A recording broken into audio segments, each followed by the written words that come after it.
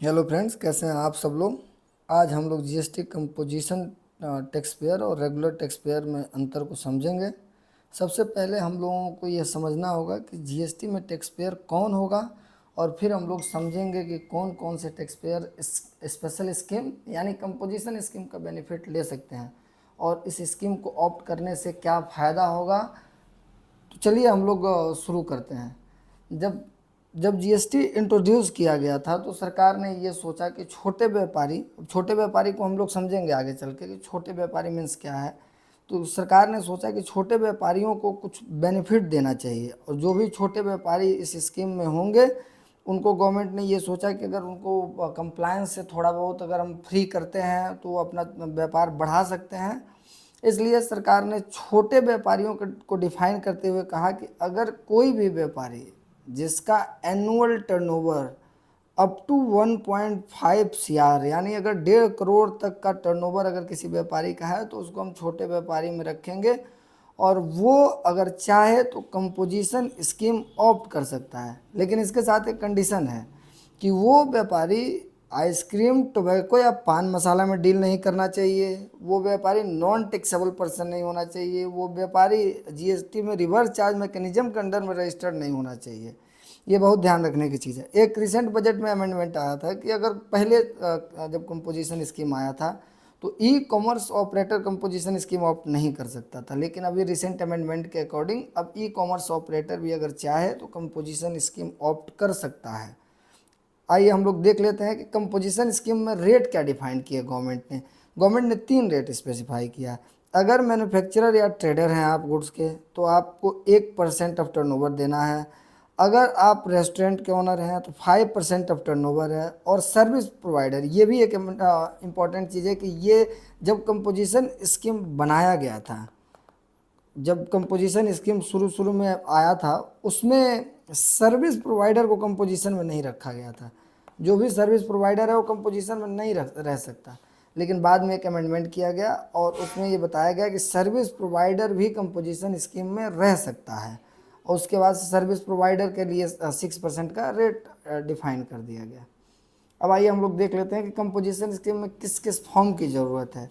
तो अगर कोई भी व्यक्ति फर्स्ट टाइम अगर कंपोजिशन ऑप्ट करना चाह रहा है तो उसको CMP 02 फाइल करना पड़ेगा। अगर कोई व्यक्ति कंपोजिशन स्कीम विथड्रॉ करना चाह रहा है तो उसको CMP 03 फाइल करना पड़ेगा।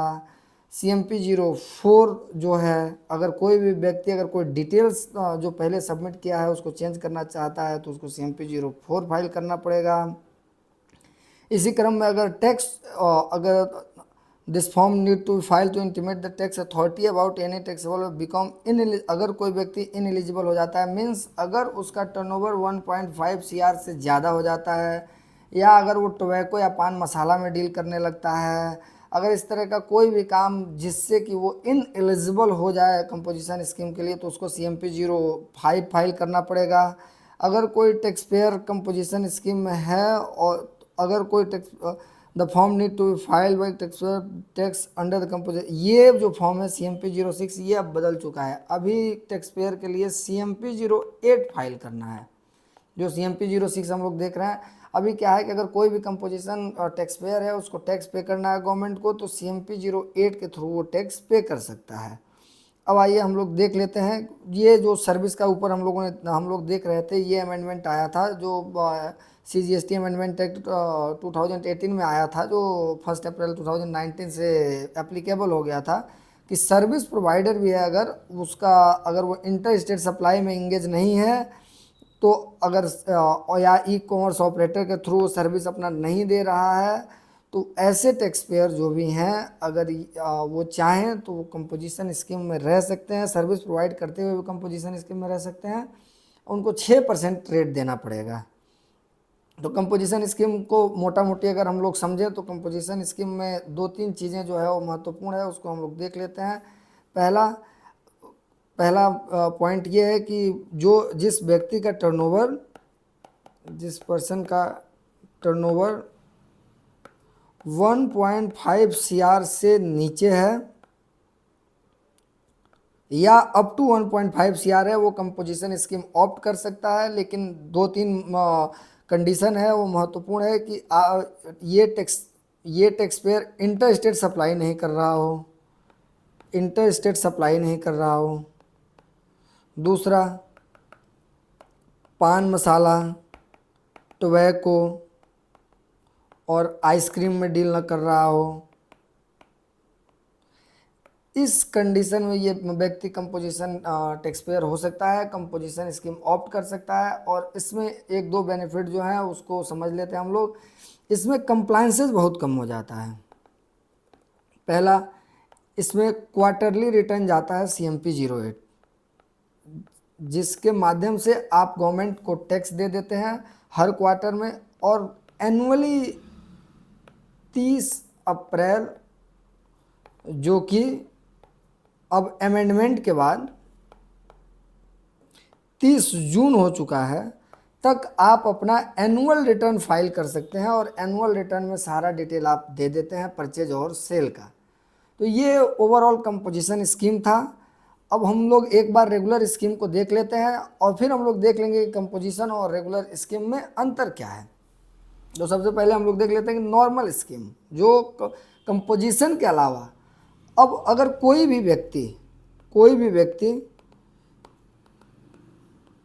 जिसका एग्रीगेट टर्नओवर,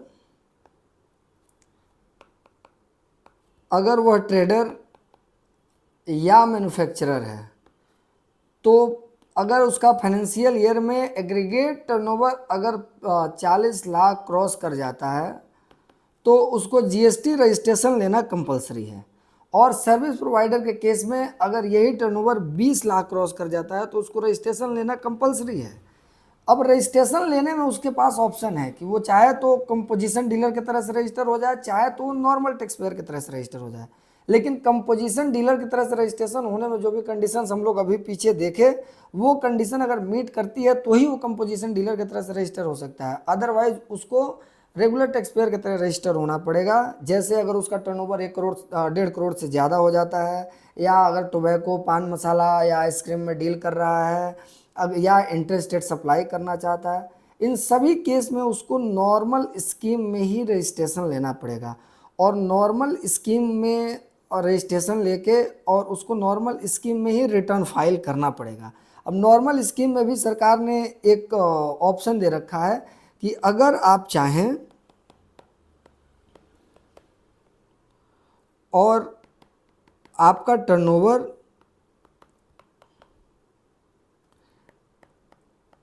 बिलो 5 CR है, अगर 5 करोड़ से नीचे आपका टर्नओवर है, तो आपके पास दो ऑप्शन है।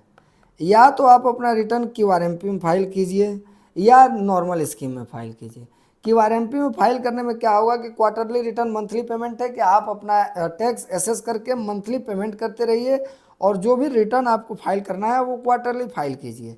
नॉर्मल स्कीम में क्या है कि आपको मंथली टैक्स भी एसेस करना होगा और मंथली रिटर्न भी डालना होगा। नॉर्मल स्कीम में दो तरह का रिटर्न है, एक GSTR1 है और एक GSTR3 भी है। अगर आप ये स्कीम ऑप्ट करते हैं तो आपको ये दोनों रिटर्न क्वार्टरली भरना पड़ेगा। अगर आप ये स्कीम ऑप्ट करते हैं तो दोनों ही रिटर्न आपको मंथली फाइल करना पड़ सकता है।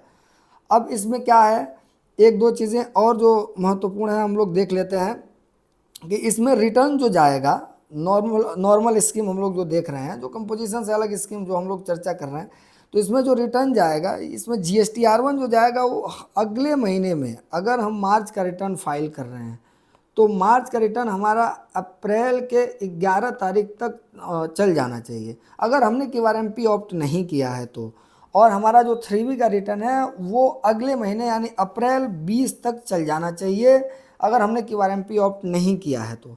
और हमारा जो ये नॉर्मल स्कीम है, अगर इसमें हमारा टर्नओवर 2 करोड़ क्रॉस कर जाएगा तो हमारे ऊपर एनुअल रिटर्न फाइल करने की रिस्पॉन्सिबिलिटी है, जिसका लास्ट डेट 31 दिसंबर होगा सक्सीडिंग ईयर का। उसी तरह से अगर आप QRMP ऑप्ट किए हुए हैं तो QRMP के केस में आपका जो रिटर्न फाइल करने का डेट है, अलग अलग स्टेट में अलग अलग डेट है, लेकिन जो एक जनरल डेट है अगर हम लोग डिस्कस करें तो क्वार्टर ख़त्म होने के अगले महीने में 13 तारीख तक रिटर्न फाइल कर देना है GSTR1, और क्वार्टर ख़त्म होने के 22 तारीख तक आपको 23 तारीख तक आपको फाइल कर देना है GSTR 3B ये नॉर्मल स्कीम है। अब एक बार हम लोग ये डिस्कस कर लेते हैं कि GSTR और नॉर्मल स्कीम और कंपोजिशन स्कीम में अंतर क्या है। तो अगर हम लोग देखें तो कंपोजिशन स्कीम में टोटल रिटर्न हमारा था 4 क्वार्टरली और 1 एनुअल, टोटल हमारा 5 रिटर्न है। जबकि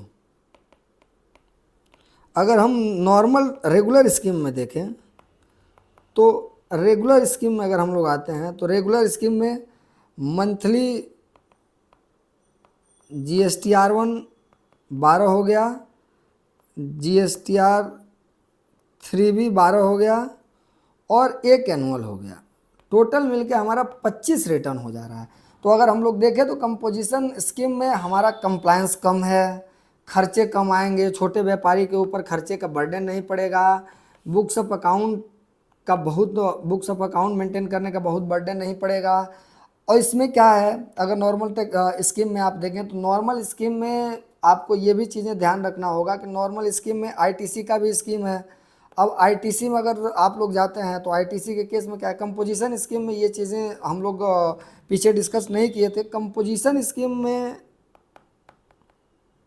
ITC नहीं अवेल कर सकते आप, ITC अवेल नहीं किया जा सकता। अब ITC अवेल नहीं किया जा सकता इसलिए हमारा ITC का कंप्लायंस कम हो जाता है, जबकि नॉर्मल टैक्स पेयर के केस में आपको ITC का कंप्लायंस करना है, ITC का कैलकुलेशन करना है, जो कम्बरसम हो जाता है। तो अगर हम लोग देखें तो समझा जाए तो जो नॉर्मल स्कीम है वो जनरली जो बनाया गया है वो बड़े व्यापारियों के लिए बनाया गया है कि अगर आप बड़े व्यापारी हैं तो नॉर्मल स्कीम में आइए, अपना बुक्स ऑफ अकाउंट मेंटेन करिए, ITC का चेन मेंटेन करिए, ITC क्लेम कीजिए और टैक्स पे करते रहिए टाइम टू टाइम।